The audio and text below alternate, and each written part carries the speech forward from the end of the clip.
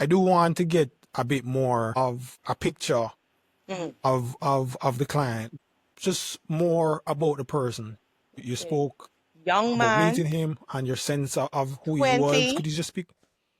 Young man, 20, no previous convictions, working, otherwise an upstanding citizen, ready to start his life in prison on multiple offenses. For 12 years. But, well, 12 years up By until, the end, yeah. one of the things that is very obvious in this case is a role that different members of the legal system played. Your role as defense counsel, the role of the prosecution, which we must speak about, and the role of the judges at different levels. And it's hard not to speak about it. The Privy Council judgment talks about it Very loudly. extensively, very loudly, that the Court of Appeal decision was 3 paragraphs. I mean, let's take one thing at a time. First of all, has there been any sort of discussion about this case in the Bahamas coming out of the Privy Council's decision? Well, what I would say is this.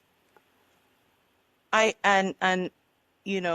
try to myself conduct a balancing exercise for all parties who were involved, judges, counsel, everybody. And you can tell me whether this answers your question, but I think around 2010, 2012, there was a particular perception that policemen have no reason to lie about beating suspects. The respect was very great.